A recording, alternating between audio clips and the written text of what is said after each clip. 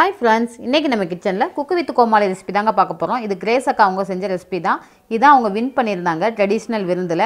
ரொம்ப சூப்பராக செஞ்சு அசத்தியிருந்தாங்க. ஜட்ஜஸும் அவங்கள பாராட்டியிருந்தாங்க. வெற்றிலை பூண்டு சாதம், கொண்டக்கடலை வடை, சக்க பிரதாமன் அதாவது பலாப்பழ பாயசம் இப்படின்னு 3 வகையில் செஞ்சு ரொம்ப சூப்பராகவே இருந்துச்சு. இது நம்ம கிச்சனில் எப்படி செய்கிறதுன்னு பார்க்கலாம் வாங்க. வெல்கம் டு யாஸ்மஜி கிச்சன். இப்போ முதல்ல கொண்டக்கடலை வடை செஞ்சிடலாம். அதுக்கு 1/4 கிலோ கொண்டக்கடலையை ஒரு பவுலில் சேர்த்துக்கிறேன். இதை நல்லா கழுவிட்டு ஒரு 10 மணி நேரம் ஊற வச்சிடலாம். நல்லா ஊறினா தாங்க வடை நல்லா வரும். இது ஒரு 10 மணி நேரத்துக்கு அப்புறம் இப்போ நல்லா ஊறி வந்துருச்சு.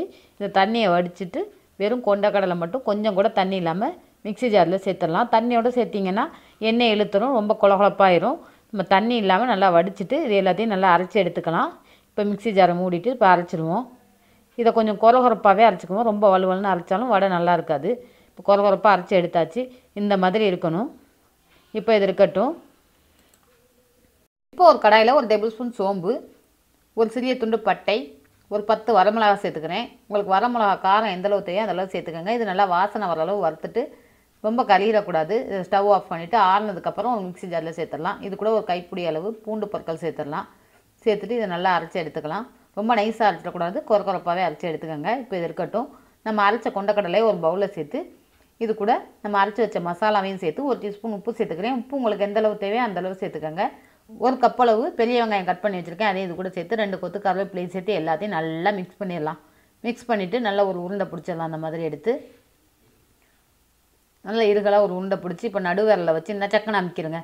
அமைக்கிட்டு ஆயிலை ஹீட் பண்ணிவிட்டு இப்போ ஒவ்வொரு வடையாக எடுத்து உள்ளே விட்டுறலாம். இதெல்லாம் நல்லா வெந்து வரட்டும். பொன்னிறமாக வர வரையும் நல்லா திருப்பி திருப்பி விட்டு நல்லா வெந்ததுக்கப்புறம் ஆயிலை வடிச்சு இப்போது கொண்டக்கடலை வடை சூப்பராக ரெடி ஆயிடுச்சு. இப்போ அடுத்து சக்க பிரதாமன் செஞ்சிடலாம்.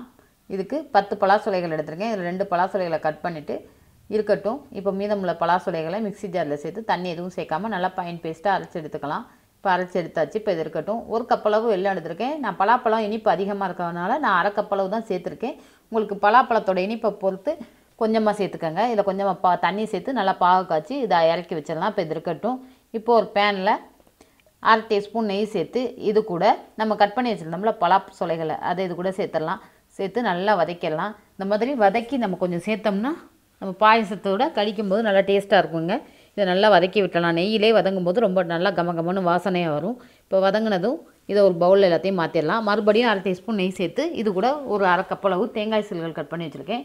இதுவும் நம்ம பாயசத்தோடு சேர்த்தோம்னா இடையில கடி போடும்போது நல்லா க்ரன்ச்சியாக டேஸ்ட்டாகவும் இருக்கும். தேங்காய் சில்களையும் நல்லா நெய்யிலே ஃப்ரை பண்ணி எடுத்துக்கலாம்.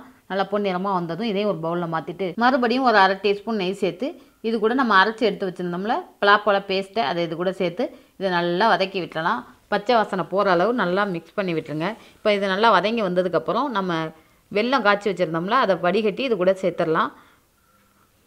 வெல்லத்தில் மண் கல் இருக்கும், அதை நல்லா ஃபில்ட்ரு பண்ணி சேர்த்துக்கோங்க. சேர்த்துட்டு இது ரெண்டும் நல்லா மிக்ஸ் ஆகி வரணுங்க. இது ரெண்டும் நல்லா ஒன்றா மிக்ஸ் ஆகி வந்துடணும். இந்த மாதிரி நல்லா மிக்ஸ் ஆகி கெட்டியாக வந்துடும். இப்போ இந்த ஸ்டேஜில் ஒரு மூடி தேங்காய் துருவல் பால் எடுத்து வச்சுருக்கேன். திக்கான பாலை எடுத்து முதல் பாலை மட்டும் இது கூட சேர்த்துடலாம். தண்ணி பால்லாம் இதில் சேர்க்க வேண்டாம். திக்கான பாலை மட்டும் சேர்த்து இதை நல்லா மிக்ஸ் பண்ணி விட்டுறலாம். ஒரு கொதி வந்தால் போதும். இது நல்லா திக்னஸ் வந்துடும். ஒரு கொதி வந்ததுக்கப்புறம் பாருங்கள் நல்லா திக்காயிருச்சு. இப்போ இது இருக்கட்டும். இப்போ இறக்கி வச்சிடலாம். இப்போது ஒரு பேனில் 1 டீஸ்பூன் நெய் சேர்த்து இது நல்லா நெய் மெல்ட் ஆனதும் இது கூட ஒரு கைப்பிடி அளவு முந்திரி சேர்த்துக்கிறேன். சேர்த்து இது நல்லா பொன்னிறமாக வறுத்து எடுத்துக்கலாம்.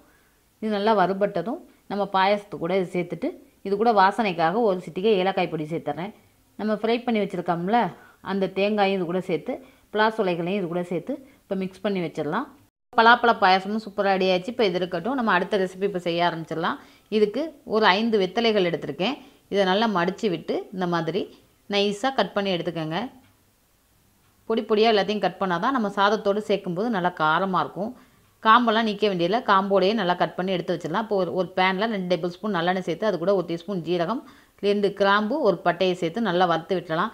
ஜீரகம் நல்லா பொரிஞ்சு வந்ததுக்கப்புறம் இது கூட ஒரு கைப்பிடி அளவு பூண்டு பற்களை சேர்த்து நல்லா வாசனை வர அளவு வறுத்து விட்டுருங்க. இது கூட ஒரு கப் அளவு பெரிய வெங்காயம் கட் பண்ணி வச்சுருக்கேன். அதையும் சேர்த்து நல்லா வதக்கி விட்டுறலாம். வெங்காயம் நல்லா வதங்கி வரட்டும். இது கூட 1 டீஸ்பூன் உப்பு சேர்த்துக்கிறேன். சாதத்தில் உப்பு இருக்கனால நான் கம்மியாக சேர்த்துக்கிறேன். உங்களுக்கு உப்பு எந்த அளவு தேவையோ அந்தளவு சாதத்தோட டேஸ்ட் பார்த்து சேர்த்துக்கோங்க. நம்ம கட் பண்ணி வச்ச வெத்தலையும் இது கூட சேர்த்து நல்லா மிக்ஸ் பண்ணி விட்டலாம். நல்லா வெத்தலையை சேர்க்கவும் நல்லா காரமாக கம்மன்னு வாசனை வருங்க, வெத்தலை வாசனை. இது நல்லா வதங்கி வந்ததுக்கப்புறம் ஒரு கைப்பிடி அளவு நிலக்கடலை, வறுத்த நிலக்கடலை சேருங்க. அப்போ தான் நல்லா கிறிஸ்பியாக இருக்கும். சேர்த்து இதை நல்லா மிக்ஸ் பண்ணி விட்டு இது கூட பச்சை மிளகாயும் சேர்த்துடலாம். ஒரு 1/4 டீஸ்பூன் மஞ்சள் தூள், ஒரு பச்சை மிளகாய் கட் பண்ணி அதையும் சேர்த்து இதை நல்லா மிக்ஸ் பண்ணி விட்டு, 1 டீஸ்பூன் மிளகுத்தூளையும் சேர்த்து இதை நல்லா மிக்ஸ் பண்ணி விட்டுறலாம். இதெல்லாம் நல்லா ஒன்று சேர மிக்ஸ் ஆகி வந்ததுக்கப்புறம் ஒரு கப் அளவு சாதம் எடுத்து வச்சுருக்கேன். அதையும் இது கூட சேர்த்து இந்த மாதிரி உடச்சி விட்டு நல்லா மிக்ஸ் பண்ணி விட்டுருங்க. சாதத்தில் எல்லா பக்கமும் மசாலா செய்கிற மாதிரி எல்லா பக்கமும் நல்லா மிக்ஸ் பண்ணி விட்டுருங்க. இது சாப்பிட ரொம்ப டேஸ்ட்டாகவே இருந்துச்சுங்க. வெற்றிலை, மிளகு, நிலக்கடலைன்னு சேர்த்துட்டு சாப்பிடும்போது ரொம்ப சூப்பராக இருந்துச்சு. இப்போ சாதமும் ரெடி ஆயிடுச்சு. இப்போ பிளேட்டிங் ரெடி பண்ணிடலாம். ஒரு பிளேட்டில் நான் வடையை எடுத்து வச்சிடுறேன்.